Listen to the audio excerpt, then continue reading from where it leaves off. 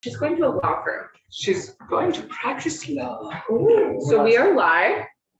Thanks so much, Kirby, for your patience. And again, you know, now it looks like the news is public that you're retiring after a long tenure at HomeShare. We really appreciate all your work. And I think it's been too infrequent that HomeShare has come in to talk to the housing committee. But I'm glad I'm seeing all over municipal government and national conversations about home sharing.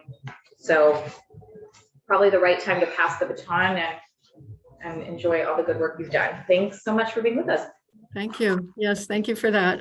23 years I've been here, so time for new energy, new ideas, and we're in great shape. So I'm excited to pass the baton, as you say. And I was excited to listen to the mobile home discussion because I started the mobile home project in the 80s at CVOEO. So it's a full circle here today for me. So thank you for that.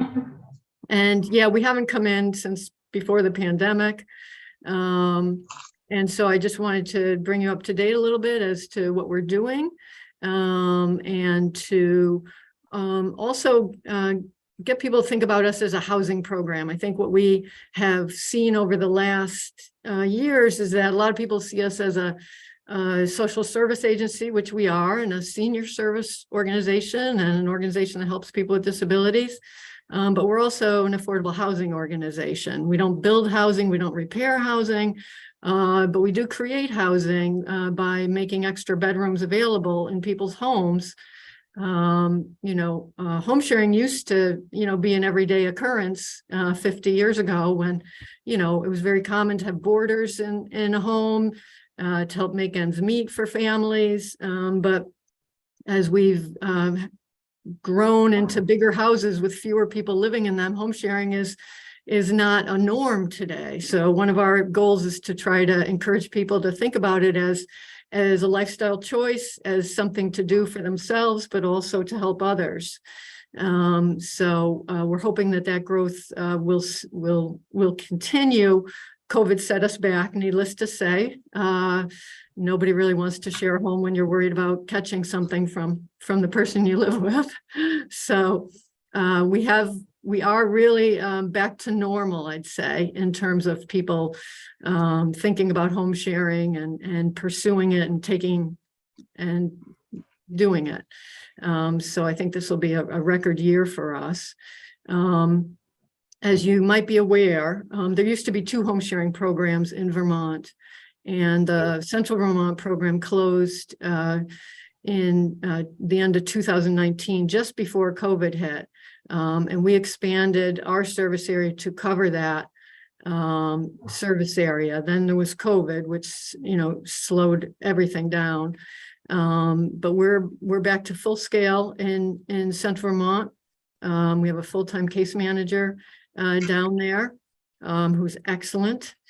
And we're now serving 7 counties in Vermont. So we are not statewide, unfortunately, but in our board of directors strategic plan that they developed this past year, one of the goals is to eventually be statewide. And one of the goals of the plan is to determine how to sort of expand to new areas once we have Central Vermont really up to full speed. So I think later today, we're hearing from Anna Marie Pluhar from Sharing Housing in Southern Vermont. Do you know of them? Do you have conversations with them? Because I think they are trying to pick up some of it. They're serving our neck of the woods more fully. Last I knew, they were not doing matching. So what we provide is a comprehensive screening and matching service. So on every person, we do in-depth screening, we do background checks, we do reference checks. We do a very facilitated hands-on process where we bring people to people's homes to meet each other. It's up to the people to decide who they want to meet. We have a trial period, we have a match agreement, we have regular check-ins for as long as the match exists. So my understanding is they're not providing that service. It would be great if they would be interested in doing that down there. So they're providing more technical assistance last I knew, and just encourage people how to do it and but they're not actually providing the screening and matching service. And I think the screening and matching service is the heart of what we provide, because most people aren't interested in sharing their homes, to be truthful, right?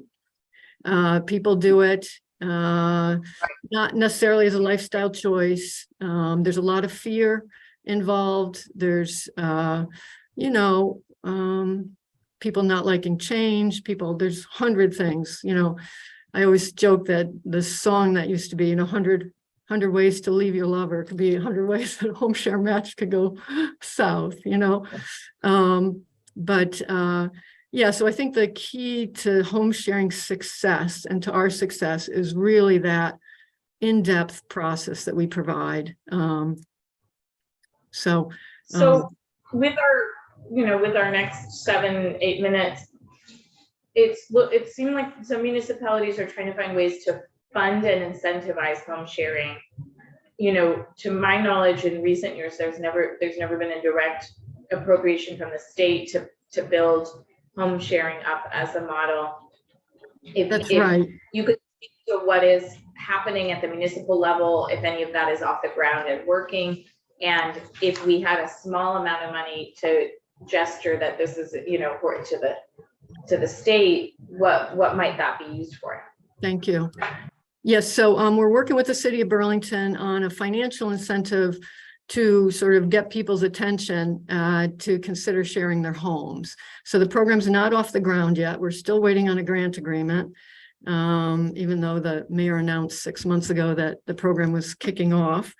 So we're hoping any day now to get that grant agreement, and that would be $1,000 incentive if people have a match that lasts up to a year. Our average match length is 18 months, and it would be in 2 payments. So we are working on that. We're hoping that if nothing else, that'll be a marketing, get people's attention, and hopefully we'll just get people maybe who are on the fence to say, oh yes, I think I'll do it. The numbers make sense. And when you told me this privately, but you have a lot more demand for people who want a home to share with someone than you have homeowners who are willing to share right now. There's an imbalance there. That's right. So we have about 4 times as many applications. When our average rent is $340 a month, that gets people's attention who needed a place to live. So we get a lot of applicants looking for housing, and getting people to share their homes, we have a lot fewer. Now, having said that, in the more rural areas, we have a harder time making matches where we do have hosts who have a home to share, but we just haven't found the right guest who wants to live there and meet all the other conditions or criteria of that arrangement. So the imbalances always drive you crazy, but that's just matching service. Just 2 questions. You said it's a record year. Could you tell us how many matches you make? And then once someone becomes a host and they lose that match, do they typically stay a host with others? Yes. The majority of matches go on to rematch. And each individual match length averages 18 months, but we have some many year matches. It's on your sheet here on the front of where you ask how much, how well. Yep. It says you have 117 homes that are being shared now. They're not all being shared, so they're either in process or being shared. So our latest number of actual matches was 70 as of the end of the last quarter. We had 70 matches existing.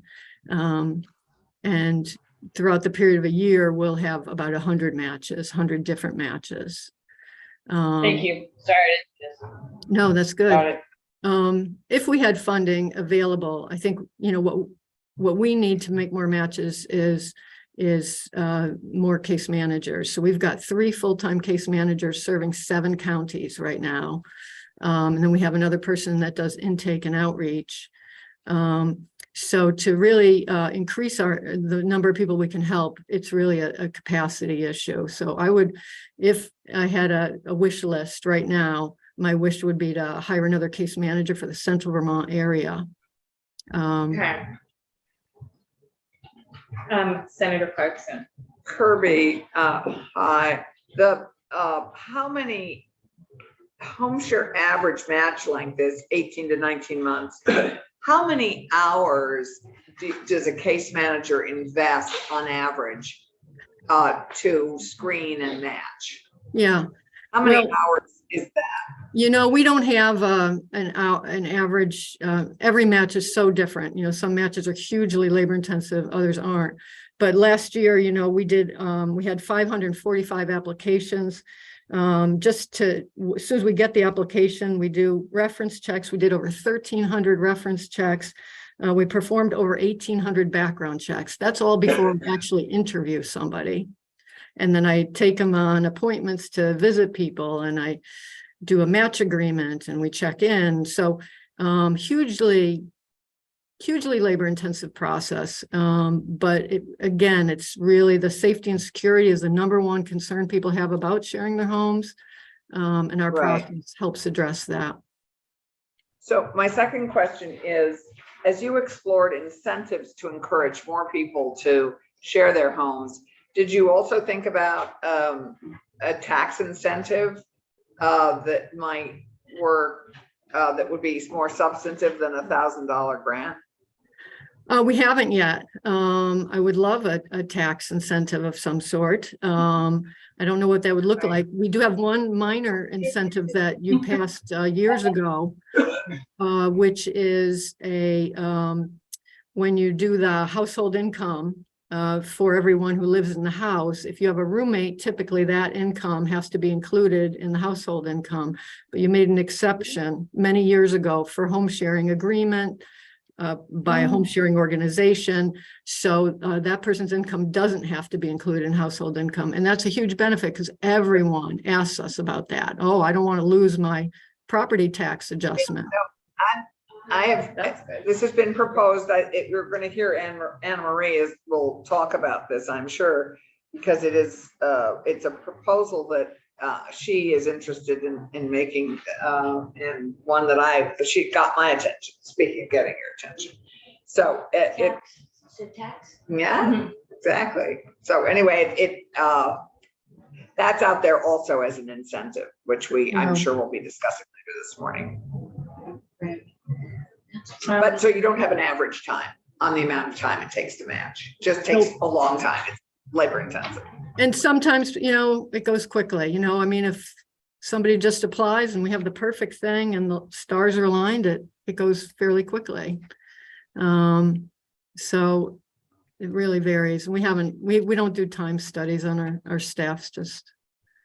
We're too small. Are people, do you have pent up demand for this financial incentive that's taking a while in Burlington? Are people seeing the value of, you know, they can make some improvements to their home or get some new furniture or something? Like, we have a handful of folks that heard the original press that came out, and they're kind of waiting to see if this is going to go forward.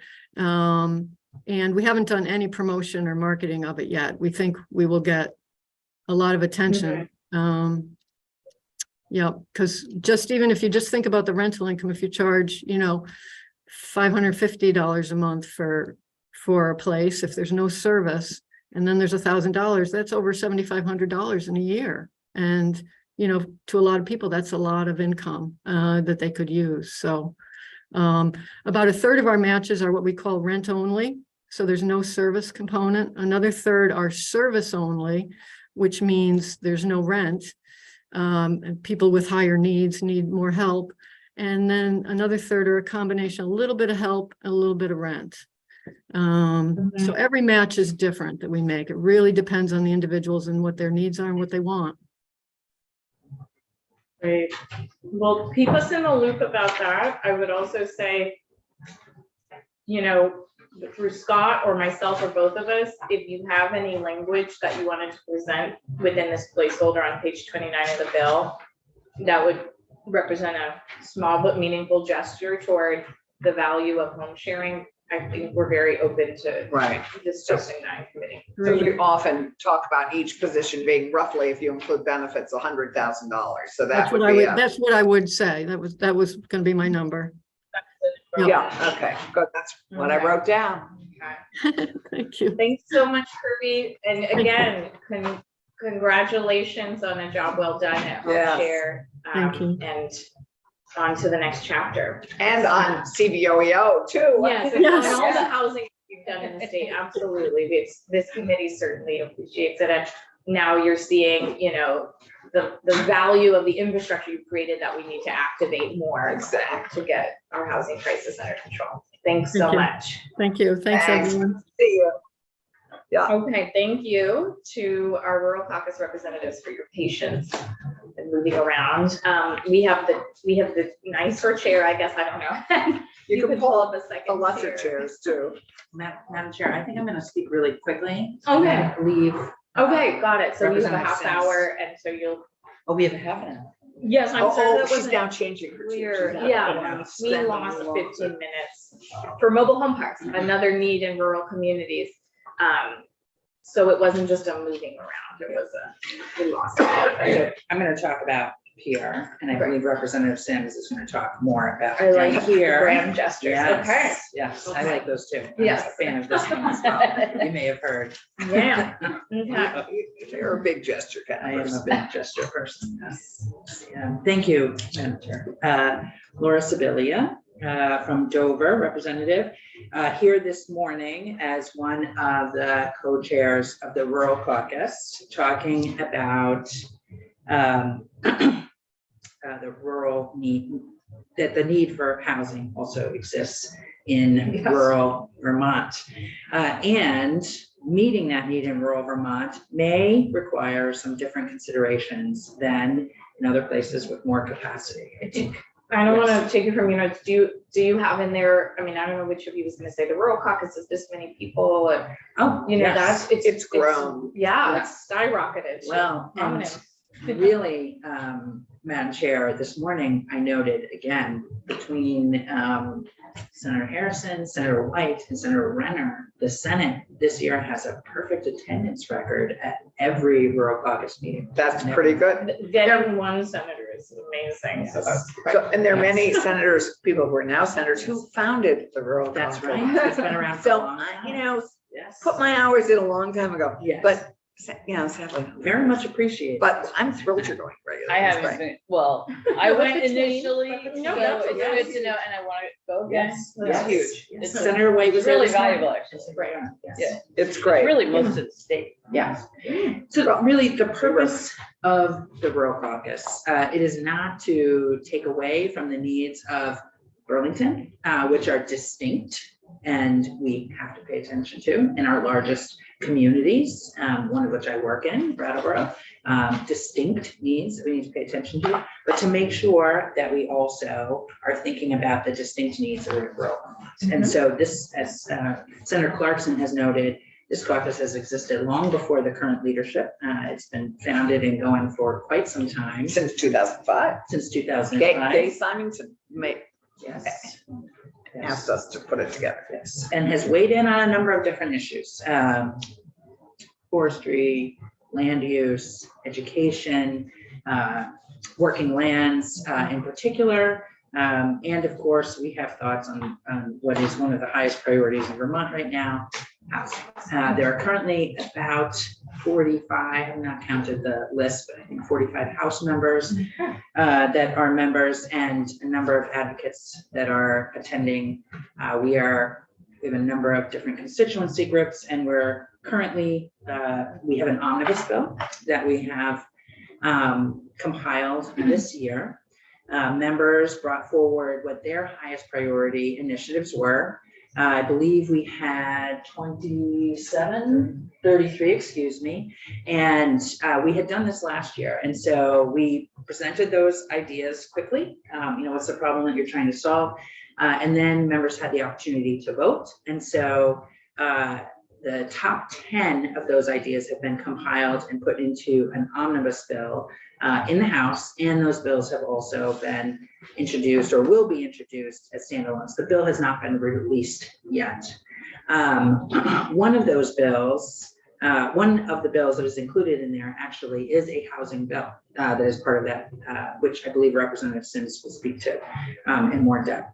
So it's a high priority housing for our community. I would say that our caucus, Representative Sims' bill was the only one that was put in for consideration in terms of for the rural caucus for housing.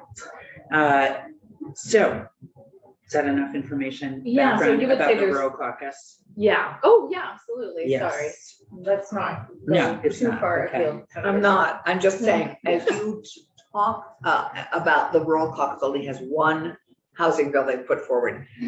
Was Representative Von Gart's bill not considered by It the just rural wasn't caucus? offered. It was not offered. It was, okay, So so no I one just want to Yeah, clarify yeah, that, that's fair. because That's fair. Yes. it's the other very important housing bill, so I Yes. just want to know Mhm. if you voted on that and then Yes. you didn't vote We have on no it, position, or you didn't so vote? it just wasn't considered. Okay. It was That- not that's offered important for us for to- inclusion Okay. in the rural omnibus bill. Mm-hmm. Yeah. Okay, and we will make sure to send a copy of that to you, Madam Chair, as soon That'd as be great. it's released. Yeah. that's fair. I believe the housing aspect of it has been released. Okay. The housing bill has been, it has been released. Oh, the housing bill, Yes, yes. yes, Representative I Sims' thought it bill was. has been released, Yeah. the omnibus. we will send to you. And remind us You what may number actually it have is? some interest in other aspects during. the- Once we get to Yeah. housing, we are Yes. very interested in Yes, rural yes, yes. economic What development. number is it? H 111. Which one is H111? I just hate. Representative Sims' Okay, housing the bill, housing which bill. is the one that is included in Okay. the rural caucus omnibus bill. Great, and that has not been released yet. The omnibus Representative Sims closure. bill has been Yes, released. but not. The caucus bill has not, because Ledge Council is stitching together all of these Okay. wonderful ideas that were the highest priorities for The our 10 caucus priorities. out of 33. 10 The 10 drafted. highest. Yeah. That 10 highest. So they all voted, and those are the ones that had the highest. And housing has risen to somewhere in the top. Yes, I think it was 2. Okay, good. Yeah. It has helped us to know, this is. And I believe number 1 was rural capacity. Okay, So, that's fair. yes, fair. they kind of go hand in hand. Right. And Yeah. when we talked about thinking about housing in rural areas, that capacity piece Mhm. is huge. Yeah. So our communities, they don't have the capacity to, on a number of, so there's a lot that's required here, right? So there's permitting, there's infrastructure development, Mhm. to these, Mhm. potential sites. There's just a lot, project management, a Mhm. lot. We're So, clear. We represent these communities. right. So these are really important issues to address as part of this. Old housing stock, high energy burden in a lot of these communities. Highest energy poverty is in Kingo. Yeah, yes, I have some very high energy burden communities myself. Wardsboro is a very high energy burden community. I met with their energy committee 2 nights ago. They're volunteers, enthusiastic, wonderful, very talented in their outside fields, coming together to try and help their communities, modernize and build a number of different things. So they need help with capacity. There's not a lot of return on the investment for developing missing middle workforce housing in rural communities. So, it's hard to build. There's not the capacity to build it, and that little to no return, a lot of times that's connected to infrastructure that doesn't exist, right? So you've got the more infrastructure we can get to these things. Mini chip bills looking better. Yeah. I don't know where you all are. I'm with you. Let Senator Cummings knit. Oh, okay. We're Well, I don't not know. this committee is saying. I don't want to, I do not want to provoke Senator Cummings. She does not miss. I'm sure she doesn't, yes. And so, this lack of capacity includes to undertake zoning updates, to navigate funding opportunities, tackle permitting, find funding, et cetera. So they really need strategic investments to create more I would say middle income housing, low income as well. We've got a pretty robust system for building low income housing, not statewide system, not so much for either building or incentivizing the building of middle income housing, incentivizing smart growth in our village centers by reducing costs and regulatory burdens, right, for our smallest communities. How do we do that? And then adding capacity at the local and regional level for planning and zoning.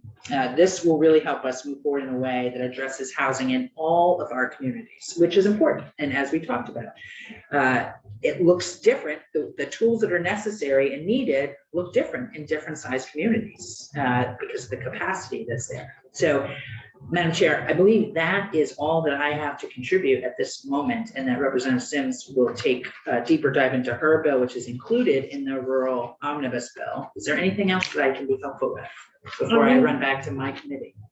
I think we're ready to hear from Representative Sims. If there was anything you particularly wanted to say about keeping people housed in rural communities. I mean, a lot of the solutions we might look at center on downtowns and, high population centers.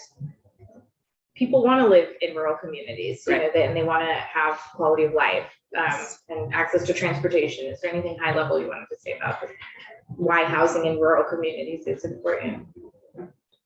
Besides the need. I mean, most of Vermont. It is most of Yeah. Vermont. It's most of Vermont. So, and this is where, this is where I would say there's a lot of opportunity actually for, the missing middle, housing. We've seen the markets in some of our most, I went to a conference once and heard this housing specialist talk from Atlanta say that there's only a housing crisis, it's defined as a lack of housing in places where people want to live. Okay, and so, we've seen the affordability issue. I mean, it's intense throughout the state, but I think there's opportunity also around affordability when we look towards some of our more, a little bit more out of the densely populated areas. We have, I mean, I just add that I think the critical piece also here with our most rural communities is often they were developed around an industry of some variety. That industry probably has evaporated in most cases. And housing is part of what's going to keep these communities sustainable as commuting communities. I mean, as housing is the reason they're still there. So as they drive to other jobs elsewhere, sadly. Well, and you have a whole bigger bill that talks about economic development in those areas, so they're not. Yeah, those are the other 8 points on your priorities. And also, as Vermonters are coming here, so in the town that I live in, which is Dover, which is a pretty wealthy town actually, it has its own challenges around housing because it's a big tourist area. But we saw a pretty big increase in population during COVID, and one of the reasons for that, so we're seeing a transformation.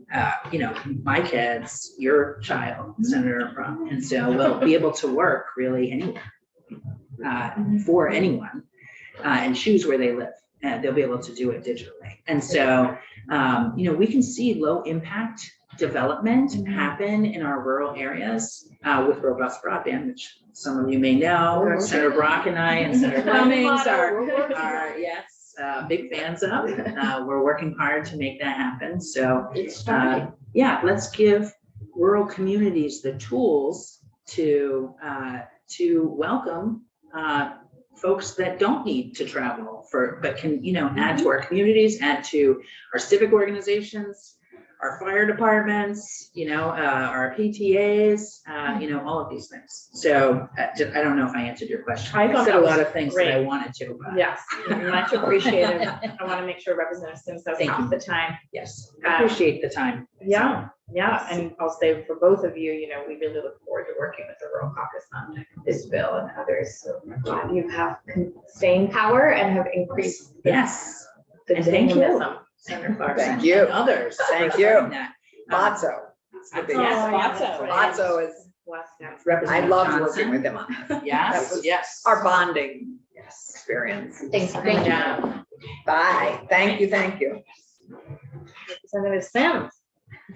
Thanks. Yeah, for the record, Catherine Sims, representative from Castleberry, and I'm really delighted to be here and really grateful for all the work that you are doing on like this top priority topic for really all of our communities and how thoughtful you're being and hearing from a wide range of witnesses. Is it okay to say that you have been watching some of our testimony? That's impressive, you yeah, know, but, you're doing a full day yourself. Yeah, and here, because this is, you know, many of us knocked on a lot of doors this last fall, and, you know, along with childcare and climate resiliency, housing is absolutely the number one thing that I heard. So, you know, spent a lot of my time this summer and fall when I wasn't knocking on doors, talking with local developers and my local planning commissions and the regional planning commission and realtors and VLCT and BF, you know, all the folks to say like, you know, what do we do to make sure that we're addressing this in a way that works for all of our communities, including our small, high poverty rural communities. And so then work with members of the caucus to build a housing bill and present that to the rural caucus, as you heard Representative Sibilia talk about. And so, you know, I want to take a little time just to like build out a little bit some of the pieces that Rep. Sibilia talked about, like investments, incentivizing development in neighborhood centers and downtowns, and the capacity gaps, and then have some specific reactions to your bill. There's so much in there to like, and then some additional kind of reflections and thoughts about things we may consider. It's very diplomatic, so thank you. And so, you know, you all know this, you've been living and breathing it a lot over the last several weeks and beyond, but, you know, there's such a housing need, the 30 to 40,000 units Vermont is building. It sounds like 2,000 units a year, but, you know, projections so that, you know, at minimum, we need to get to 5,000 or more to kind of address this crisis in a meaningful way. And, you know, I don't think we have enough public dollars to do this work all by ourselves. And so we have an opportunity here to think about what additional tools, how do we bring more partners to the table? How do we leverage more dollars to solve this problem? You know, and so I think we need, you know, to continue to support the great work that VHB and our nonprofit housing partners do. The Missing Middle home ownership program has started to be another tool, and I'm really glad to see the rental revolving loan program in your bill as again another tool to leverage more dollars to build at the size and scale that we need. And I think you know, important to note as we talk about these investments that we're doing it in a way that supports a variety of sizes and scales, that, you know, what one community in Vermont needs may be different than another. And so in some communities, we're talking about 30 unit or larger developments. And, you know, my small communities, we're talking about 6 and 9 units, you know, the Jonah Richards of the world who are doing really great small infill development. And people may remember that was Village Ventures, and he had a beautiful living room. Yeah. We have the plants and the art. And all that. Yeah, the plants. You know, Thank you. He had a great philodendron that was really impressive. And You so can tell we're totally focused. detailed oriented in this group. I like that because, you know, we need to stand up programs and distribute dollars in ways that consider those diverse needs of our diverse communities. And so, you know, when we resort to that kind of first come, first serve bucket of money, like, you know, often the organizations or communities that have the most capacity are able to access them in a way, and that sometimes can leave out those with the greatest need who are least able to kind of race to access just something first come first serve. And you know, so appreciate a number of ways this bill contemplates being thoughtful about geographic diversity and sizes of scales and looking at unmet need as we stand up with programs and distribute dollars. And we appreciate some of your language, which has made it into the bill. You know, and also I think, you know, how do we think about incentivizing development in our village centers and downtowns where we already have that kind of dense development? And, you know, many of our municipalities now, they have their own development, you know, review processes and their own local zoning and bylaws. And, you know, it feels at times, sometimes Act 250 and other permitting requirements create a kind of duplicative process that can increase expense, time, and resources necessary for developers or builders to take on new housing projects. And as I think you heard other talk about, you know, often that creates like an upfront risk and cost that maybe a larger project can absorb, but, you know, may be harder for a smaller developer or a smaller project to take on a significant upfront risk and cost for a project that might have a smaller return. And so, you know, like, you know, appreciate the ways that you all are considering how to support development in our village centers and downtowns by reducing some of the regulatory barriers in those areas. If that's where we want growth to happen, let's find ways to incentivize growth in those particular areas.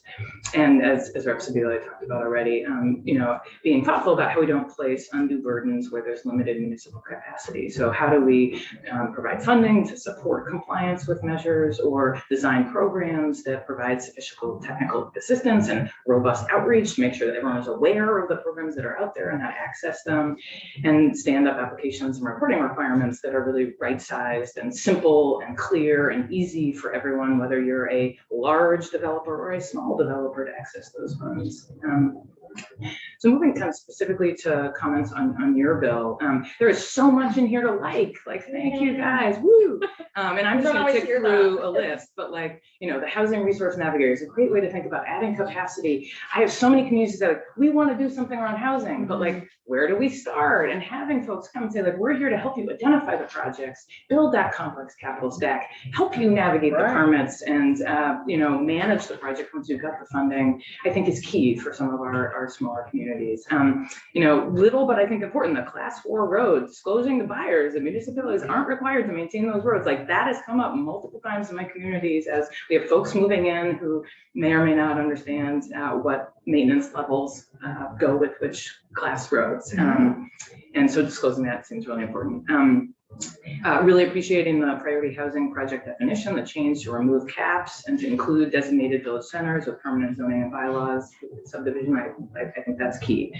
Many of my communities have village centers. They are unlikely to go the downtown development designation program, and NDAs as well are not really always the right fit for communities of different sizes. So appreciate that inclusion of those centers that have that permanent zoning and subdivision bylaws. Removing the redundant A&R permits for water and sewer, great. The less we can require people to do things and pay for things twice, the more money and capacity there is to move projects forward.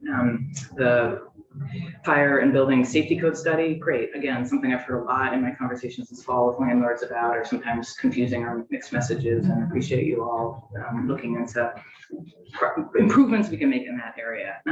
The missing middle home ownership, again, the updates around outreach and distribution of funds. I think that program is good and very oversubscribed. So let's keep doing it. Let's being really thoughtful to make sure that it gets to the communities of the greatest need. And really pleased to see the middle income rental housing revolving loan program in there. As I mentioned earlier, we need more dollars. We need more partners at the table.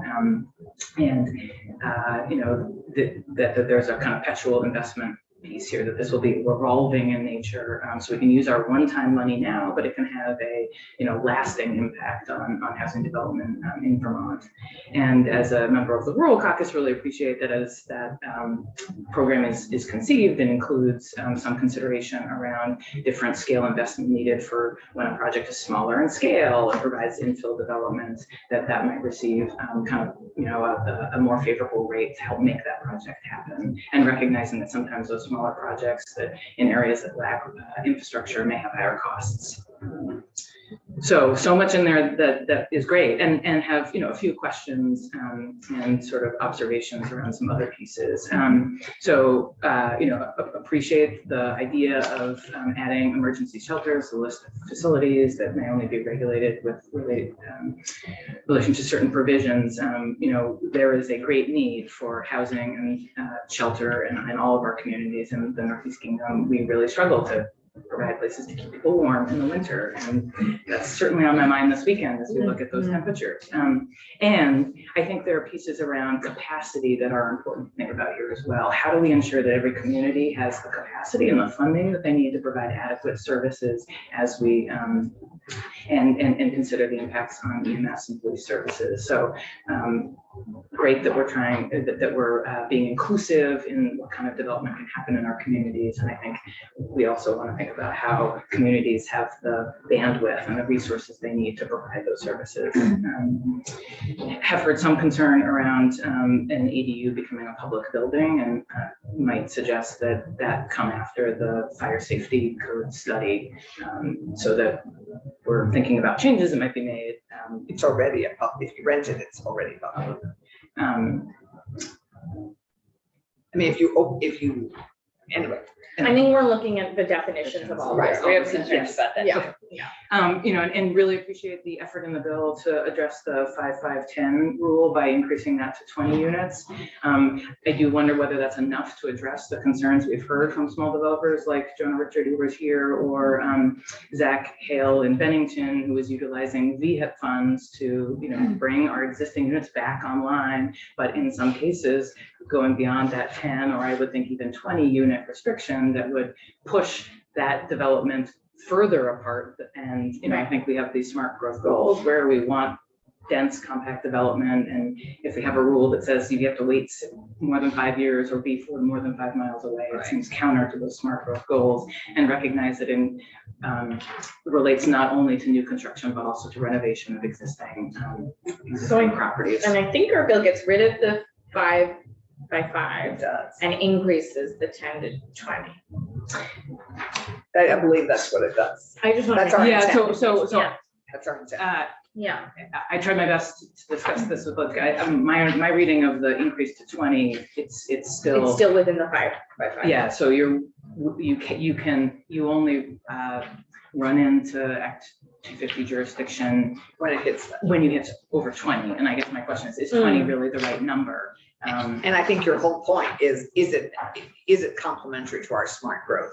That the point, Yeah, objective. I mean, if we're building new or renovating existing units in my community, I hope they're right next to each other, not 6 miles Thanks apart. for flagging that. Why limit it? We'll make sure that our intent matches the language. And, you know, similarly, I think there's another section of the bill that exempts housing projects with 10+ units in designated neighborhood development areas. And I think that's a great first step, again, to be inclusive of all communities. I might note that there are only 11 NDAs in the state right now, Yeah. and that the NDAs are the donut that is around the donut hole of the village center and downtown. And for many of my communities, the village center is where we still have lots of opportunity for smart infill development. Mhm. And so might encourage you, if you're exempting housing projects over 10 units, to include all designated areas, not just NDAs. And that also, as you know, is a study that's coming back to us on the Yeah, yeah. consolidation of designated And- programs, because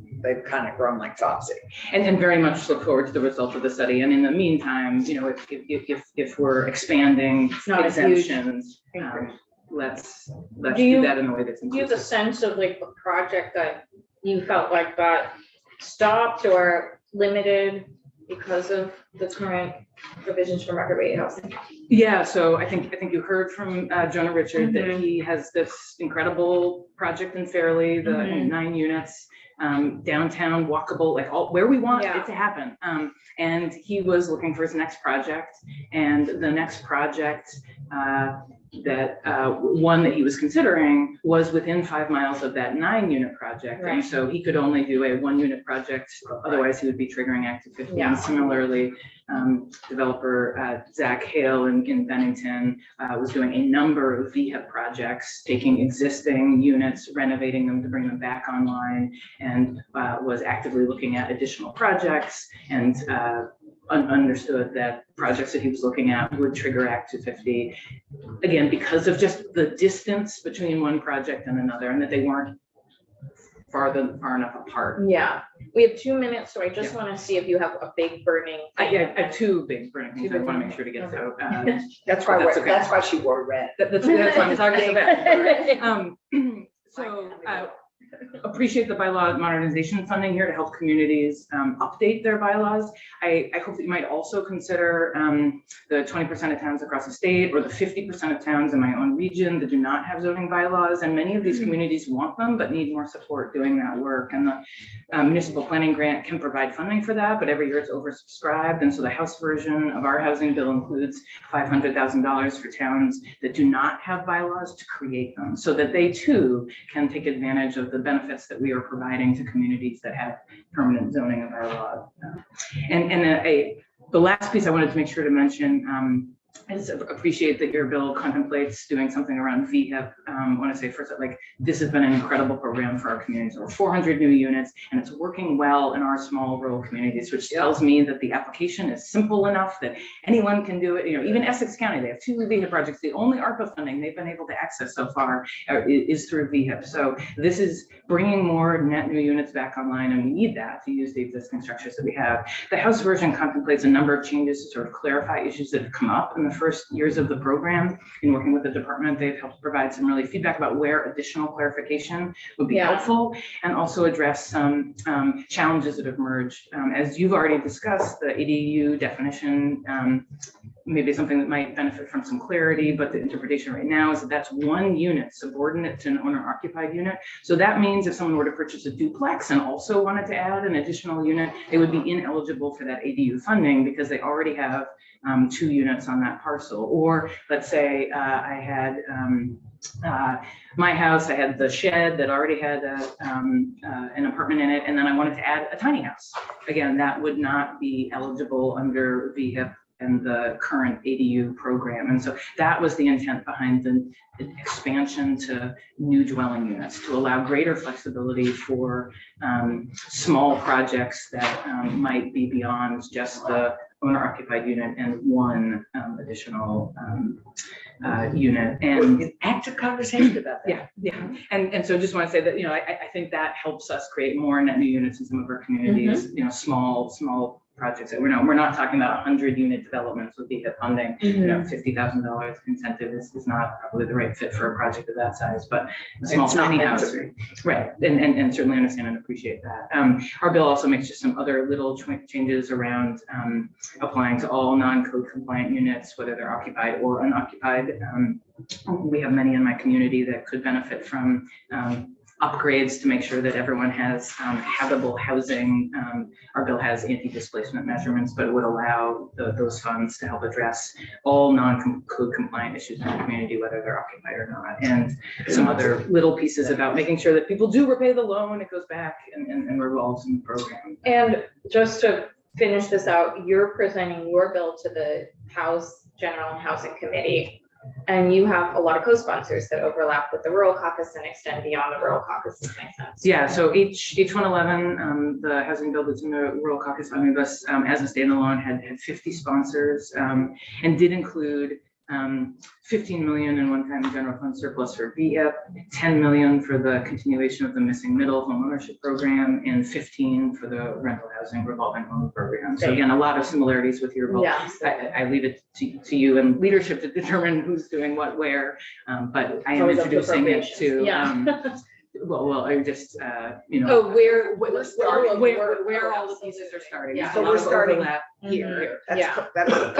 So, but yeah, you know, there's just been some slow drafting changes, and even the VHIP changes that you mentioned, I think there's a lot of favorability. We'll just, if you want to, I know you've emailed things to me. If you want to summarize any of this in an email, I can forward it to the committee without being a bottleneck for weird Or things. just send it to all of us, we're all. Yeah, that would I'm be not really sending it to the economic. committee. Yes, please do. That's empowered to send it to everyone, and I'm really not a bottleneck, because that's really the logistical issue here. We should move on because we're shortchanging our other 3 witnesses that we have, so. And happy to talk offline or. Yeah, I just don't or think any VHIP is the barrier to those, that 5.5 additional role. Because they're not new units, so anyway, We'll continue that. we'll discuss that. I don't think VHIP should be a barrier to Act 250 anyway. Yeah, I think the interpretation is that more than 10 units, Right. within 5 miles, within 5 years. Yeah, but it's a rehab and not new.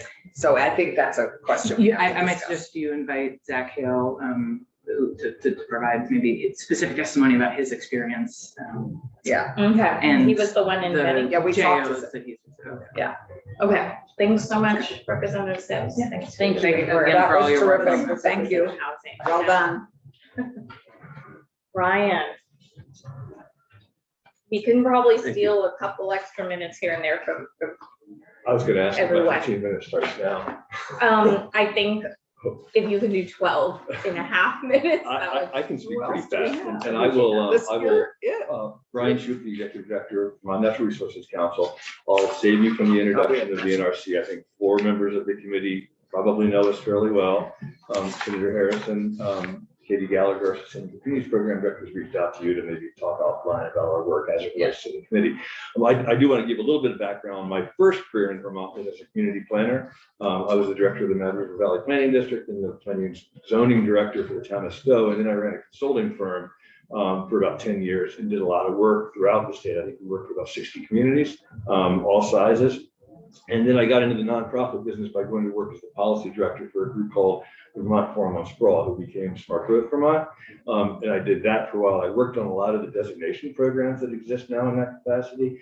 And after I moved to VNRC, we merged with Smart Growth Vermont, and we kind of incorporated their goals and mission into several other programs into our Sustainable Communities program. So just that's some background for you. I also want to talk about kind of where we see this bill in a narrative of recent work on housing as it relates to land use regulations. There was the Commission on the Future of Act 250 several years ago that proposed a comprehensive overhaul of Act 250. The House passed a bill that accomplished that. It never got out of the Senate because of time. So following that, last year, we worked with Representative Bongartz on changes to the NDA program, which made a couple of very significant changes. It doubled the number of units that would be exempted from Act 250 in an NDA in small towns, and it eliminated the number of units that would be subject to Act 250 in large towns. And then it Just in NDAs. just in Which NDAs, are- yes. And there are, Them. I don't know if Jacob, there are other jurisdictional changes in other designated areas, especially downtowns. For example, the Burlington Town Center project, where the old mall was in Burlington, that was exempted from Act 250 because it's in designated downtown. So there are other exemptions in Act 250. For Large. just a few population centers. For the 23 downtowns or so designated downtowns. Well, I think, yeah, I mean, there's still a population. And there's still a so population that's- trigger, so that's right. So Correct. a Yeah. Randolph would be a lower number than a Burlington. Right, Absolutely. So also last year, the 2 studies that have been mentioned, those are very important to us. One of the studies is to look at the designation programs that have been kind of cobbled together over the years, and they're being asked to do things that they weren't necessarily intended to do. And that came with an appropriation to hire an outside consultant. We work with DHC on, let's see if we can streamline, look at how those programs relate to incentives, to transportation funding, to regulation, and see if we can probably streamline them, improve them, and make them more effective for various functions. And there is a study for the NRV to look at locational jurisdiction under Act 250. We have long supported locational jurisdiction. And when I might oppose some things in this bill, I want you to know that the concept of locational jurisdiction we think is important. And for 2 reasons. One, there are areas where there's duplicative, a redundancy with local zoning. Not in every designated area or every part of the state. That does exist, and let's understand how we can address that. Also, we're capturing very little of our rural sprawl residential development. Our forest fragmentation, our ag fragmentation is happening. We did some research that said that about 3% or less of subdivisions are being triggered by Act 250, which includes about 7% of new houses, single-family homes being triggered by Act 250. If you look at multifamily housing, the number is significantly higher. I don't know what that number is. I just want to acknowledge that, but it's really the rural scattered development that's a concern. So having said that, so we did that last year. We did the studies. So I want to thank you for focusing on zoning this year primarily, and that's really important. Much more development goes through zoning than goes through Act 250 in the state. It plays a different role than Act 250. And I think that there's several good pieces of this bill that we strongly support. We do have some concerns about how to make it perhaps better or clearer. And so that's my intro. I think I'm doing all right? You are doing really extremely well. Faster than I've ever heard you talk about. We'll make sure that we don't ask any questions while you go through it. Okay. So that- She's So, focusing that on me. I'm going to just walk through Yeah. the sections. On section 1, Yeah. parking, we support that. I think that there's a lot of benefits of eliminating or reducing on-site parking, efficient use of land, water quality. And I guess I want to remind the committee, I'm sure you know, this is saying that a municipality can't require them more parking. It doesn't say that a developer can't provide more parking if they feel as though it's necessary to market their units to tenants or the buyers. So bear that in mind, that I think developers will likely want more parking than municipalities require in many instances, but this is a good start. Section 2, we do support the provisions about mandating duplexes and fourplexes. I think the Vermont Planners Association had some pretty reasonable concerns about definitions that we'd be happy to work through.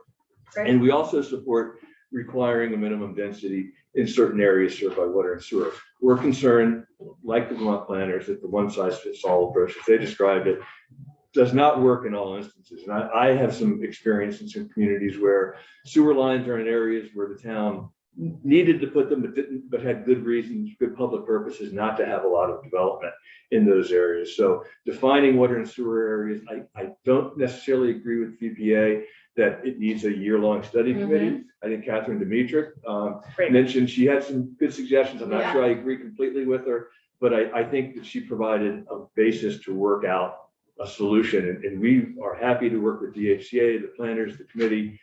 Yeah, the committee right now, unless there's an objection, would be with Senator Harrison, just to, because I do think there's general agreement that we don't want this to increase sprawl unintentionally.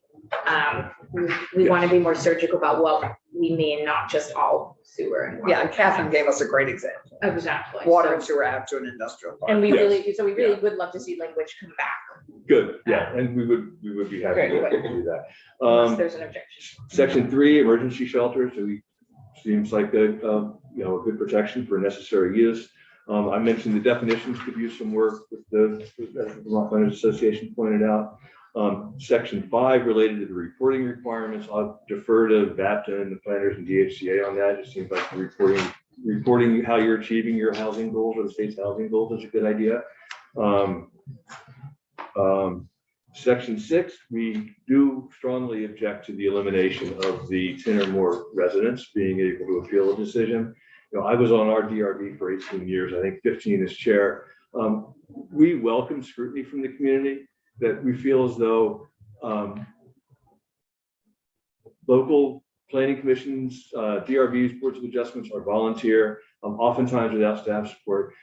Almost always they're honest, committed people. Sometimes there are conflicts of interest, and this is a safeguard to hold the local decision makers accountable. I don't think the statistics would bear out that there's a lot of NIMBYism driven by 10 or more people. I've actually coordinated an appeal of 10 or more people. We went to the Supreme Court and won. It's not fun, and it's not easy. If you have data on that, that would be, I I don't will- want to live in anecdotes on this Yep, section. I get that, and I will. I will Okay, look into thank that. you. So that is an area that we are opposed. The administrative approval of subdivisions, we support that. I think it already exists in some instances, but clarifying that's a good idea. We're also fine clarifying how the appeal of a decision made on a basis of character of the area. We were glad that the bill did not just eliminate the character of the area criteria. I've seen it used both ways to actually enhance and enable additional housing, as well as I've heard of instances where it was detrimental to housing, but I think it's an important criteria under conditional use review. Section 10 was very important to us. We strongly support it. And what that does is it says that towns can't, a review body can't reduce the density unless there's a clear public interest, a standard around the initial draft. And just by the way, we worked with the stakeholder group secretary with Representative Pongartz over the summer and worked through a lot of these issues, and having that safeguard to say, okay, you can only do it if you justify it based on a clear community policy around river corridor protection, wetland protection, something like that. So that's an important safeguard from our standpoint. Section 11, I want to echo Representative Sims. I think the appropriation is low. If this bill goes through, there's going to be the need for a lot of rezoning in the state, and municipalities need support. I haven't heard about the carve out proposal for communities who are doing zoning for the first time. That seems like a good idea. If you can get a larger appropriation out of your money committees for this, that would be really, really good. I don't know. Appropriation. It'll come out of some other money probably, which would mean not a Well, finance issue. currently, much of our planning is funded by the property transfer tax. So maybe there's room, Senator. Anyhow. Well, there's also room in We should. the index stuff. I kind of refer to the RPCs on the Housing Navigator. It does look like a good idea for adding capacity and support. So with that, I'll get to the part that's most problematic for us is the sections 13 and 14. With regard to the 25.5, you know, we don't feel we have, and this is not entirely anecdotal. We've had some discussions with district commissions. This doesn't come up a lot. It does come up. Another approach might be saying within the designated areas, it's just site specific. That was contemplated in Representative Bongart's bill. So you don't look at 5 and 5. You just look at project by project within designated areas without changing any of the jurisdictions. So you don't hit an arbitrary statewide cap. Yes. You have flexibility. Yes, and I'm a little bit shooting from the hip now. Okay. I was trying to understand. No, it's saying that we want development in these areas. Mhm. So if you do a 10 lot in the village center, and some towns have, or a neighborhood development area, and then you do another 10 units in the downtown, don't count those against each other. It's out in the countryside where we want to capture more of that cumulative impact of Right. incremental development. I think like any of these things, we all, have our own idea of what out of the countryside means. So, Yeah. if you want to make a proposal. Yeah, language would be helpful. Okay, and I did not submit written testimony with the Mhm, expectation that I that's okay. might follow up with proposals if there's How any. Yes, clever of you- you. This is not your only 15-ish. Get a second. Yeah, You've been around. So that's this. more of a problem for you than the appeal. No, the I five. did the appeal. The appeal is your main. Well, the appeal, and then the second part of this, that would just eliminate jurisdiction over all development in priority housing areas. Last year, it was increased significantly. Mhm. That bill has I know there's only 11 of them. That bill's been in effect for 7 months. There hasn't been a lot of technical support or capacity. We have a lot of, There's already been an issue in Middlebury, right? I mean, I don't know. Yes, Okay, the so- 200 unit, yeah. it was in the governor's speech. Oh, yeah. They're right up against their cap in Middlebury, and they are at 75 instead of 200. Right. Because they're a population of about 9,200 instead of 10,000. Well, and I argue that a 200 unit development may have regional impacts and it's appropriate to have it go through Act 250 in a community of Middlebury size. Although I'm saying if we look at the studies that are coming, that might not be the case next year if we make appropriate changes to the various designations. And I will say the neighborhood development area designation is the best designation with regard to looking at some of the issues that actually deal with. So our objection to this is partly because we have the studies, we are looking at the designation area, at the designations and how to streamline them. There are potentials for large projects to have regional impact that Act 250 is better at addressing than municipal zoning. I appreciate and agree with Representative Sims' comment about removing redundancy, duplicativeness in projects. But with that comes the concern that communities don't have capacity. We have communities that are all volunteer driven. They might have a part-time zoning administrator.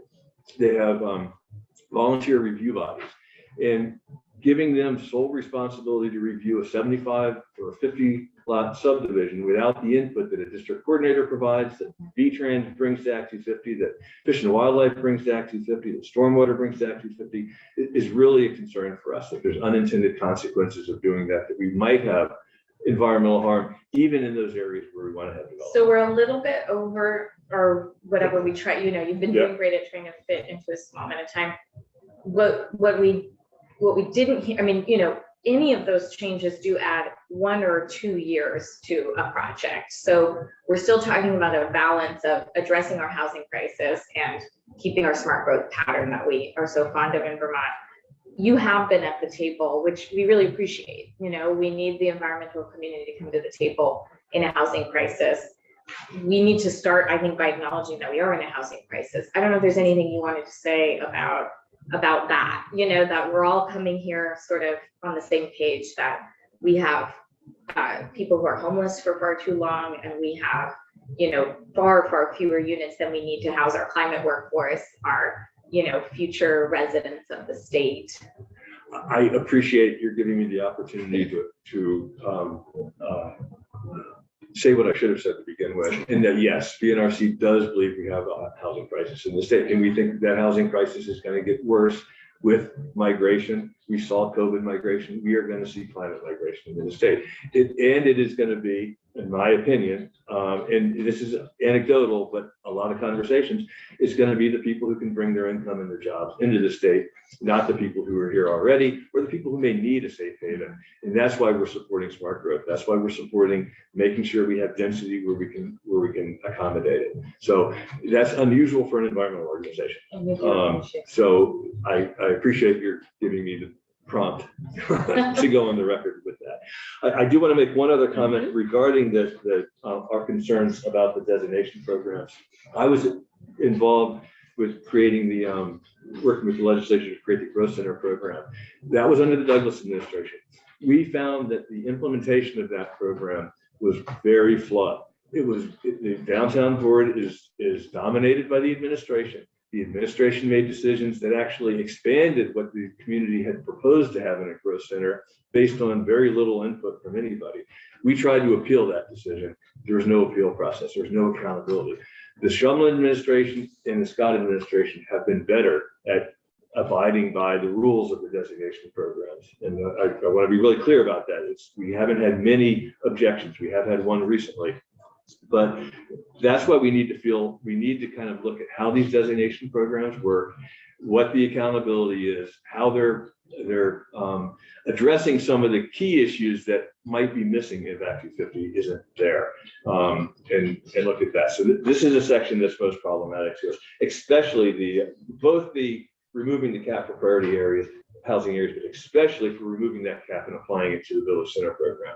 The Village Center program was designed to be an incentive program to revitalize the commercial core of our historic villages. It was not intended to be a large-scale housing development program. Which is why we need to do this designated bit, because it's very circumscribed, those Yes. village centers, and it doesn't necessarily have the same, yeah. And I have prepared an application for Village Center designation, and it was very specific to the commercial core.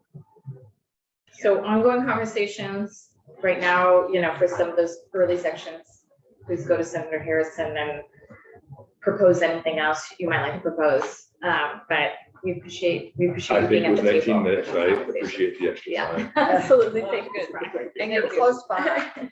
I'm nearby. You're- I got Okay. a Thank little you. bit closer. Anna Marie, sorry to have cut into your time.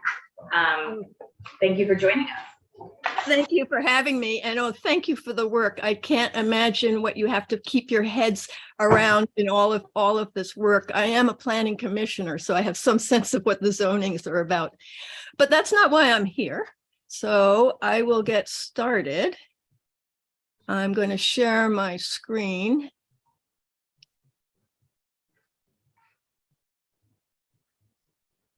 You have the screen in front of you? Yeah. Excellent. Thank you very much for inviting me to come and testify. I'm Anna Marie Pluhar. I'm the founder of Sharing Housing, Inc. And as we know, we are in a housing crisis, and shared housing is kind of an out-of-the-box solution, but I think it's a solution that maybe whose time has come. Let me get my... I got involved in doing all of this because I lived in shared housing most of my adult life, including buying a house on purpose to have housemates. And I wrote a book called Sharing Housing, Guidebook for Finding and Keeping Good Housemates, that came out in 2011. At the same time that I was working on the book, I created a website called sharinghousing.com. And on that website, we have all of our resources for individuals, and it's used nationally and internationally. But in 2017, I decided that this really is a social mission, and I created the nonprofit sharinghousing.org.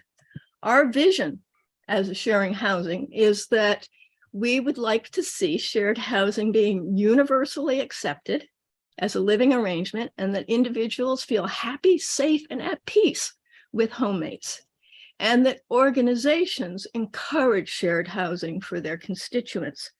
Homemate is a word that I'm coining. Please use it. I consider it a mature housemate relationship.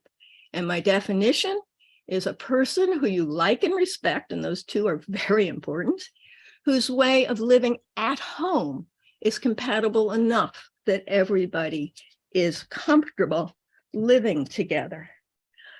So we know what the crisis is, right? There's a shortage of affordable housing, and we have a lot of single adults living alone in 2+ bedrooms. We have almost 34,000 seniors in Vermont living alone, and almost 83,000 people living alone. So how can we encourage home share?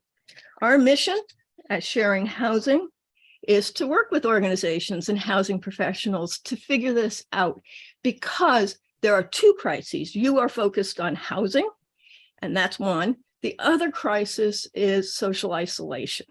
And that is, there are lots of different ways to say it. One data point, AARP did a study that found that Medicare is spending $6.7 billion a year on medical ailments associated with loneliness. So model development is one of the things we said we want to do, and we have done. We have a brand new program. It's called SHIFT, Shared Housing Incentives for Taking Action.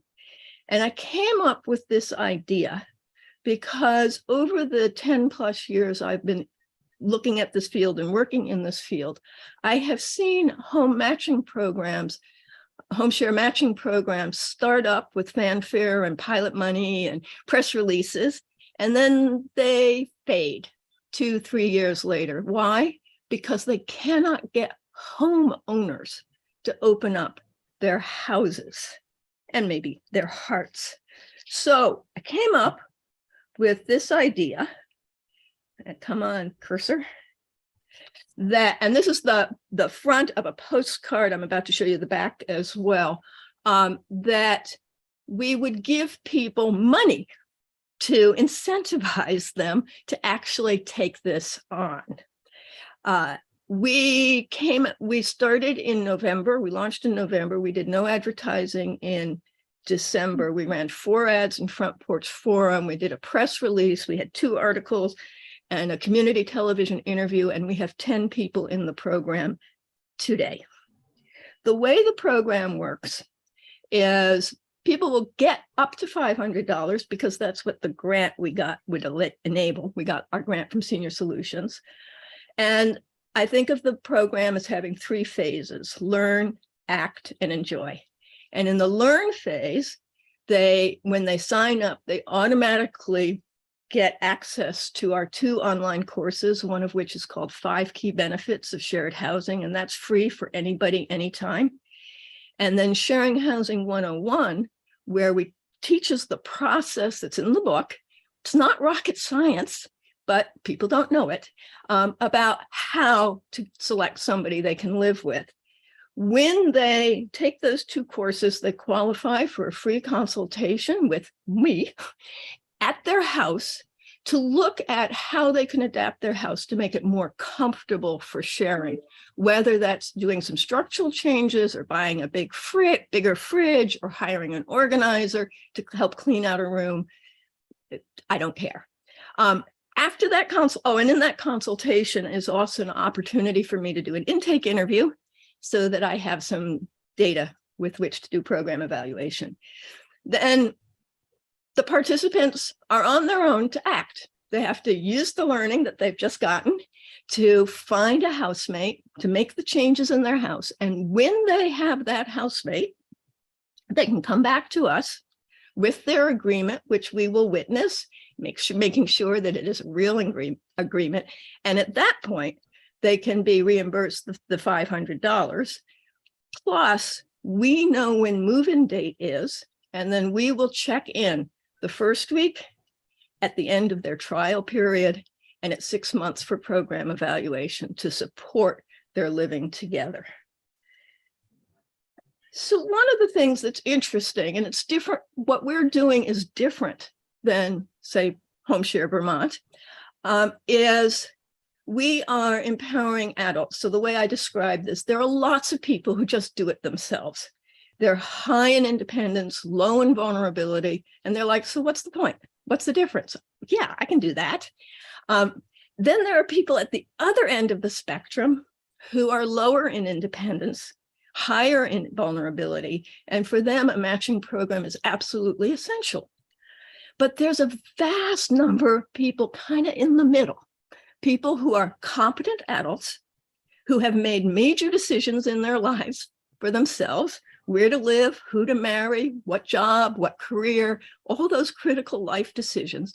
And they have the agency and want the agency to choose their own housemate who will become a homemate. So what we're doing is we're empowering them by teaching them how to do it. It's sort of like, you know, people learn how to do job interviews, people learn how to take tests. Why not learn how to select a housemate? So that's what we're doing. And what I want from you guys is a way to create acceptance of HomeShare. How do we change the paradigm from a less than, or people are doubling up, that's not good, to a win-win? This is great. People should be living together. I could go on for an hour about why people should live together. But where is the leverage point? And by leverage point, I'm thinking back to systems thinking and how in the systems thinking theory, I guess, you can see that a small change can create big results. And the small change I am asking for is that you support HomeShare by making the income for the householder tax-free. I believe that this is revenue neutral because I don't think the state's making any money now from HomeShare. And I will tell you that I have people who have said, oh, I couldn't possibly do that. I'd get income and it would change my benefits. So there's that barrier. But more importantly, I think that it would signal to Vermont residents that HomeShare is a real thing, that it's not a win-lose, that it's a win-win, and that the state supports it. So I would love to see that happen in legislation, and I would love to have support in funding to help us expand, shift, and keep going. So I will close with this. I think it is almost a universal human need to have someone who wonders where you are when you don't come home at night. Margaret Mead. Margaret Mead, it's a great quote. Thank you, Anna Marie. I think we have time for, maybe we don't have time for any questions, but we could squeeze in a clarification. Thank you for the work you're doing. We might have to look into the current income exemption from your property tax valuation that goes into that currently exists, that HomeShare helped create a little while back. This is different. That's the homestead tax exemption, which I'm very aware of. I'm talking about income. So people are worried that if they fill out their tax forms and it says, tell us what your rent is, that they would have to put down what that is. Are you renting? Would you have to put that in? Make sense? So, Oh, you're getting income in the form of rent so Right. you want the rental income exempt from, off your Do you- income tax. are you doing a much lower, we heard from Kirby Dunn at HomeShare that, the rent there is like maybe $340 a month, which is highly subsidized. Are you helping people set a rate that seems meaningful or their market rate? They are allowed to create the rate in our system. They are allowed to create the rate that works for them. Okay. Well, thanks so much for this suggestion. I think you have two senators who represent your service area, so we'll stay in touch, but it's really great to know you exist and you're coming up with creative solutions where we haven't had a home share presence because of their capacity. So thanks so much. We really You appreciate are it. welcome. I'm going to point out that the PDF that you have for the slides has some additional slides you haven't seen. I ended up taking them out of the presentation, but since I'd done the work, I left them in for you guys.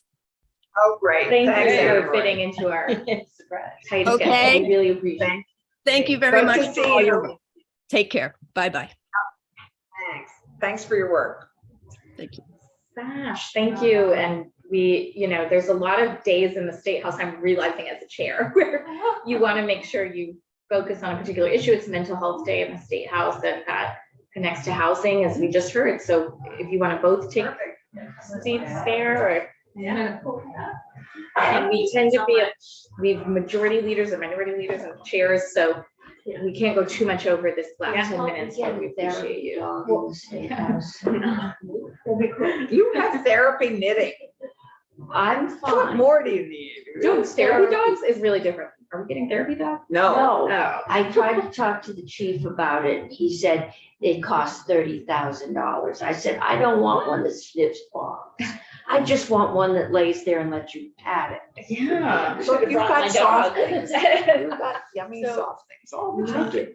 I can go ahead and get us Great, started while thank Liz you. is just Yeah. getting us up on Zoom. So, good morning, afternoon. I'm It's Molly. good morning Still still. morning. Yeah. Good morning. Okay. My name's Molly Dugan and I work at Cathedral Square and I am the Director of Policy and Strategic Initiatives. I was the founding director of the SASH program back in Yes. 2010. So some of you remember me in That's, that role. so, yes, Yeah, that's where I so- remember you. Yeah, we've had. One of my passes through health and welfare. Yeah, exactly. So, and I'm gonna let Liz go ahead and introduce herself. Well, thank you for. I'll do that. Did you turn the? There we go. Yeah, you mute them. Yeah, sorry about that, everybody. I'm Liz. No Gann. worries. I'm the current SASH director. This is actually my 1-year anniversary. So I'm so pleased to be here and with Molly as well. My previous work was at Down Street Housing and Community Development, which is in Central Vermont. And, what we want to talk about today is mental health awareness. So the plan is to give a brief overview of what SASH is and really focus on our partnership with Howard Center with an embedded mental health partnership in the SASH model of Burlington, and then how we're planning on expanding.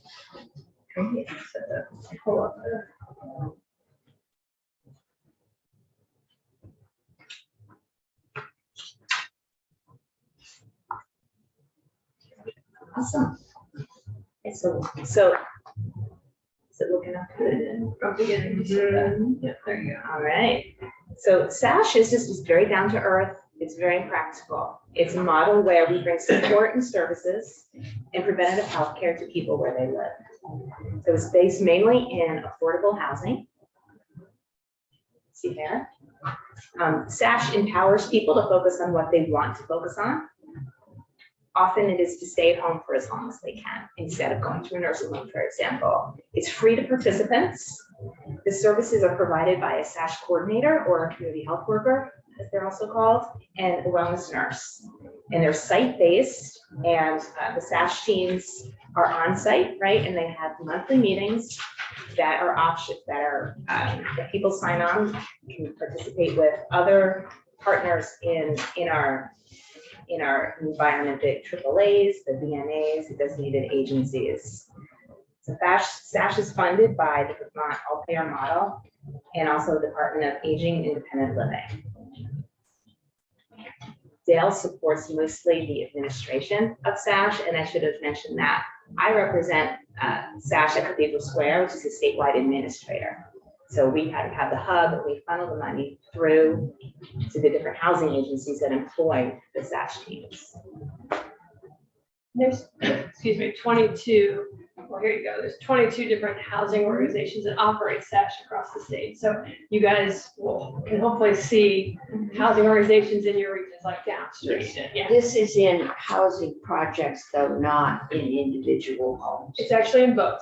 Okay, Yep. that's new. Yeah, we start, well, it's not, We should it's know a that small, it's yesterday. a small percentage that's outside the subsidized housing, but when we got it funded through the Medicare demonstration, Medicare was very clear that we could not discriminate based on where people live. So they said, sure, get started in affordable housing. That's where the highest need people are gonna be, very likely because of lack of options around healthcare and education and nutrition.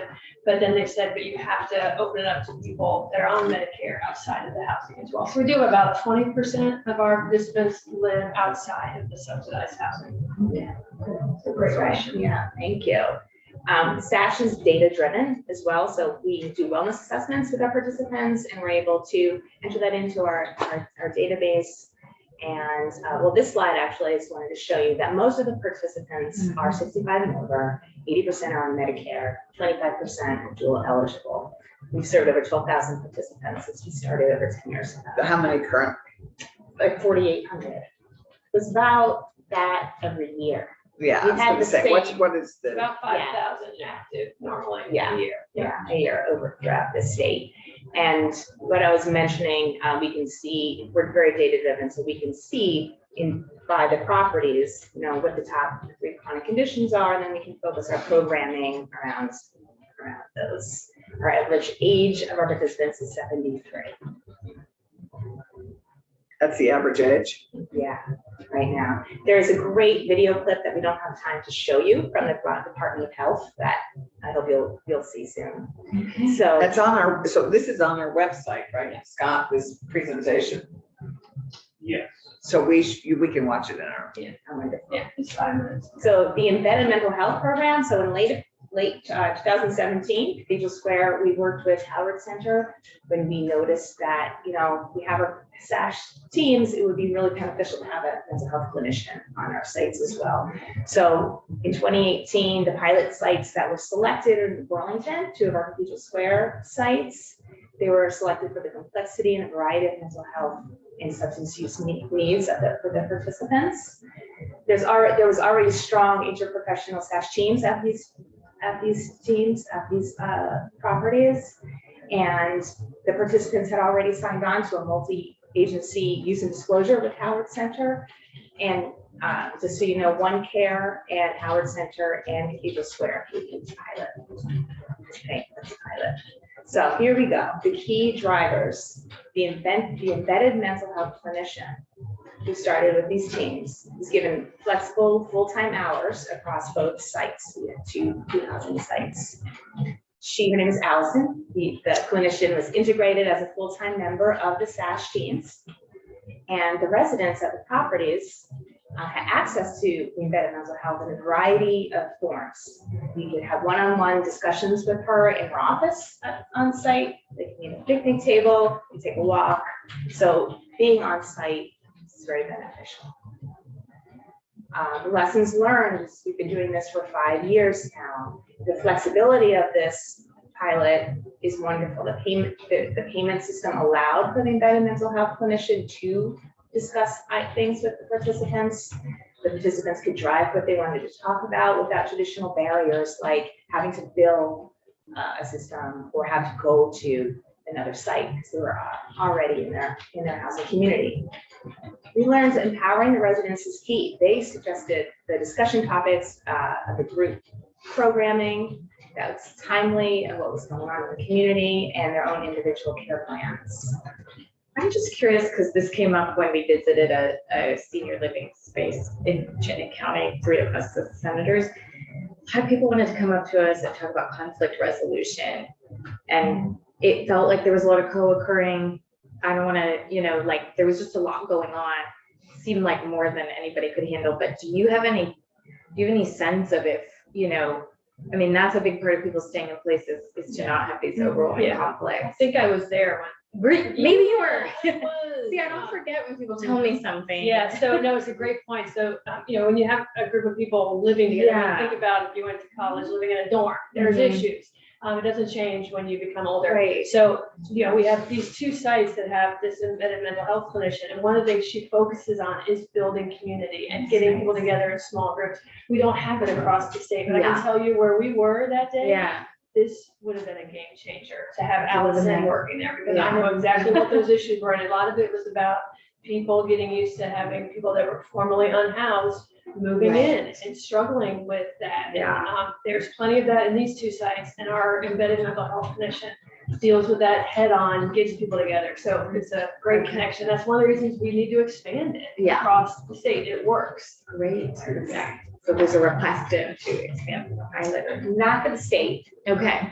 Yeah, we probably need to quicken ourselves Yeah, up. We're okay. out of time. So we are funded to expand the embedded mental health clinician across the state, thanks to some earmark and congressionally directed spending request from Senator Sanders. Oh, well, we're great with the federal government. So that's good. But What we was all- that for? So that's the amount of money. Yeah. It's about 1.3, 1.3 million. It's gonna be, so it's using the statewide structure of SASH. We showed you the map. We're already there. So we can scale it up really fast.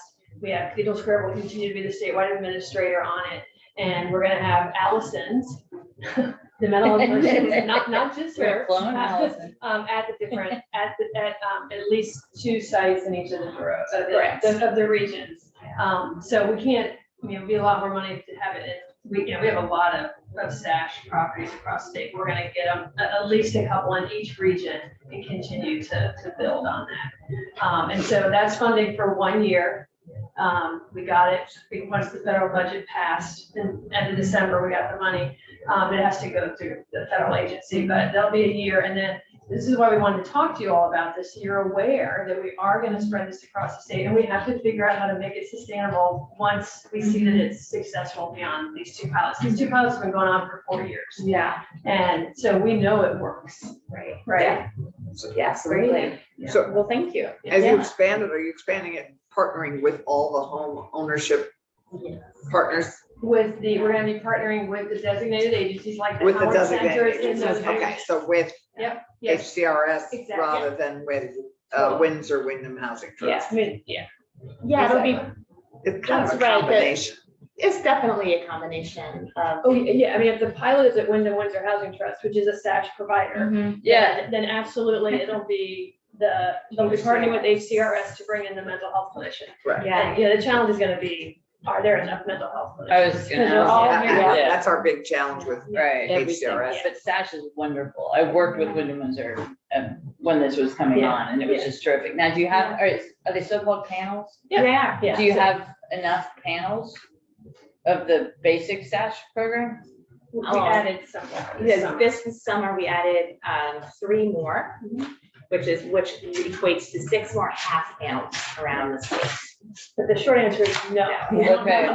Okay, because it's a great program on its own. Because as we add more, add more housing for older adults, which Yeah. we need to do because we all know what the demographics are in our state, and it's wonderful that people are living older, and it's awesome. They need to have the housing options. So when you have the housing options, we need to have SASH be part of it. Because again, we know it works. It's keeping people safe and where they want to be. So And the We've cost been- benefit is huge. it's, I oh yeah, mean, we're it has proven some safe. articles floating around in committee, the New York Times seems to be doing some kind of series on seniors aging in place. Yeah.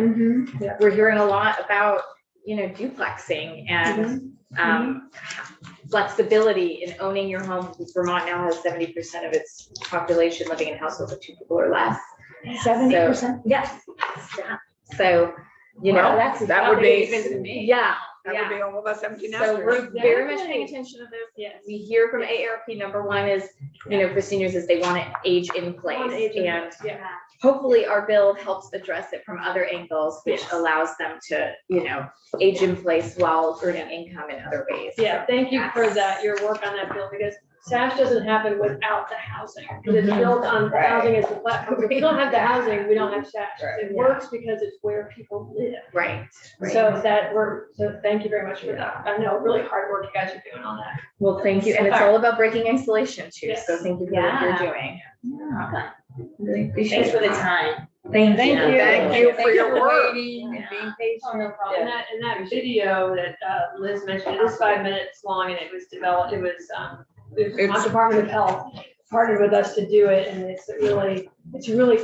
We'll play it just on the came break. out. We'll So play play it on the break. Yeah. Yeah. Probably because we don't Alright. pay for it. Actually, we can all play it in our own 5 minutes. because Scott has cleverly put it right up there. Thank you, and thank you for being here for Mental Health Day. Yeah. Yeah, appreciate it. Thank you. Mental Health Day began with a great breakfast from Oh, nice. from I didn't hear Meg, about from it. from all the